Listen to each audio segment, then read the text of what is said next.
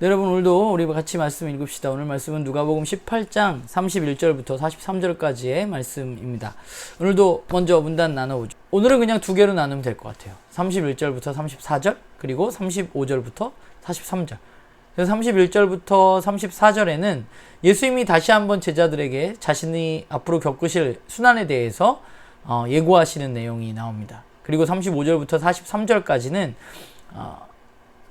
여리고성 앞에서 맹인을 고쳐주시는 이야기가 기록되어져 있습니다. 우리가 본문의 내용을 다시 한번 정리를 해보면요. 이제 예루살렘이 얼마 남지 않은 상황입니다. 예수님은 제자들에게 예루살렘에 들어가면 어떠한 일이 일어날지에 대해서 이야기해주고 계십니다. 이제 인자이신 예수님은 이방인들에게 고난을 받아서 죽임을 당하시고 조롱을 받고 죽임을 당해서 3일 만에 다시 살아나실 것이란 얘기를 제자들에게 하시죠. 그런데 제자들은 이 말에 대해서 전혀 알아듣지 못합니다. 알아듣지 못했던 것은 아마 사실 유대인들에게 있어서 메시아가 고난을 받는다는 것, 메시아가 죽는다는 것은 상상할 수 없었던 그런 일일 겁니다. 베드로가 앞에서 고백했던 것처럼 그들은 이미 예수님을 메시아라고 어느 정도 확신하고 있었습니다. 그래서 예수님이 그리스도라고 고백하기는 했으나 그러나 아직 하나님 보내신 그 메시아가 이 땅에서 어떤 일을 해야 하는지에 대해서는 그들은 자신들이 그동안 가지고 있었던 생각을 벗어나지 못했던 것이죠. 그러니까 내가 이해하고 있는 것 정도로만 메시아를 자꾸 생각하다 보니까 예수님이 하신 이야기를 그들은 전혀 이해할 수도 없고 사실 받아들이고 싶지도 않았을 겁니다. 그러니까 그런 면에서 보자면 제자들은 영적으로 따지자면 보지 못하는 맹인과 같은 사람들이죠. 그런데 누가는 오늘 이 이야기와 진짜 맹인, 앞을 보지 못하는 한 사람의 이야기를 같이 기록하고 있습니다. 여리고성 앞에서 한 앞을 보지 못하는 사람을 만나게 되죠. 그 사람은 소리를 듣습니다. 지금 예수님이 지나가고 계시다는 소리.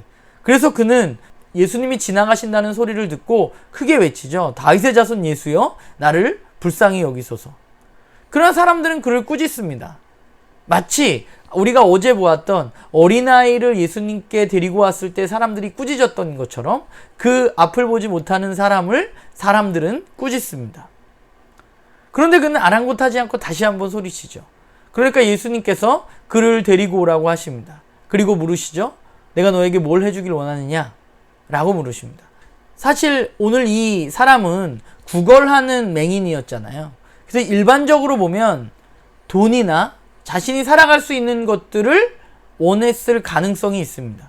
그런데 오늘 이 맹인은 뭐라고 얘기하죠? 제가 보기를 원합니다.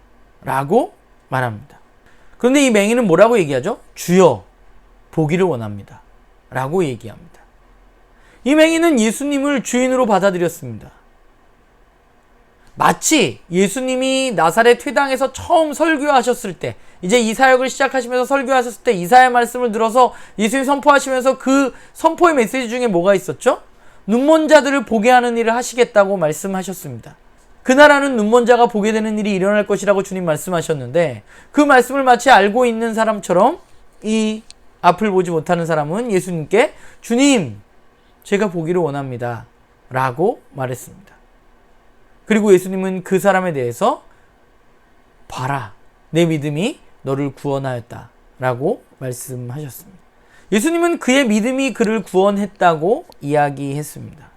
사람들은 눈멀어서 구걸하는 그 사람이 예수님께 오는 것을 꾸짖고 오지 말라 했지만, 그런데 예수님께서는 그동안 예수님이 하셨던 말씀대로 구원은 바로 이런 사람들에게 열려있는 것, 구원에는 믿음이 필요하다는 것을 다시 한번 드러내 보이시고 계신 것이죠.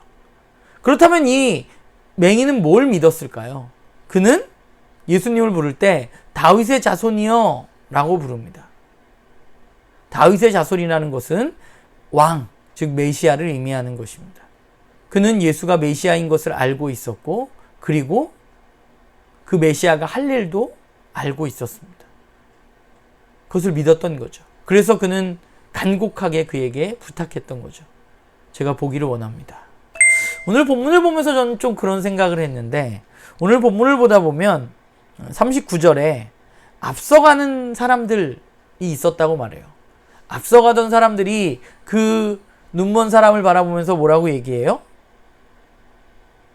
꾸짖었죠. 앞선 사람들이 그 눈먼 사람을 바라보면서 꾸짖었습니다. 잠잠하라 했습니다. 이 앞선 사람들은 예수님이 앞으로 하실 일, 메시아이신 예수님이 하실 일을 잔뜩 기대하고 있었던 사람인지도 모릅니다. 그런데 그들이 알고 있었던 메시아는, 그러나 그들이 생각하고 있었던 메시아는 예수님이 말씀하시는 메시아와 좀 다른 것이었죠. 메시아 사역이 빨리 이루어지기 위해서 그들은 막 앞서 걸어가면서 빨리빨리 그 일이 진행되도록 간절히 기다렸는지도 모릅니다. 그래서 뒤처질 것 같은 이 맹인을 꾸짖었는지도 모릅니다. 자신이 생각하는 메시아가 이제 곧 예루살렘 입성을 앞두고 있는 이런 시점에서 그 사역이 지체되는 것이 싫었기 때문일 수도 있습니다. 그런데 그들의 앞섬과 그들의 분주함은 예수님의 사역과는 상관없는 것이었죠. 그들은 그야말로 예수님의 길을 따라갔지만, 앞서갔지만 예수님의 길을 이해하지 못하는 사람들이었습니다. 그저 자신이 원하는 길을 앞서서 빨리 가고 있었던 사람들일 뿐입니다. 말씀을 보면서 나도 혹시 그 앞서가는 사람들 중에 속해 있는 것은 아닌가라는 생각을 좀 하게 돼요. 그를 따른다고 했지만 그 길을 내가 진짜 따라가고 있는가? 혹시 나도 내 경험이라든가 내 선입견이라든가 내가 가지고 있는 어떤 생각들, 지식들을 가지고 예수님을 판단하고 예수의 말씀에 귀 기울이지 않고 있는 것은 아닌가라는 생각을 하게 됩니다. 저에게 필요한 것은 계속 눈을 떠서 그분을 바라보는 것이라는 생각을 하게 돼요. 그래야만 이 길을 끝까지 걸어갈 수 있을 것 같습니다. 그래서 매일매일 하는 이 큐티가 그게 나를 살리고 있구나, 그것이 나를 살아가게 하는구나 라는 생각을 오늘 좀 더 많이 하게 되는 것 같아요. 주님은 저에게 오늘도 너 눈을 떠서 바라봐 라고 이야기하신다는 생각을 하게 됩니다. 주님은 오늘도 저에게 너 눈을 떠서 주님이 어디로 향해 가고 계시는지 바라봐 라고 이야기하시는 것 같아요. 바라기는 저뿐만 아니라 우리 나눔교회 식구들도 그 길을 온전히 바라보고 그 길을 한 걸음씩 걸어가는 그런 우리 모두가 되기를 간절히 소망합니다.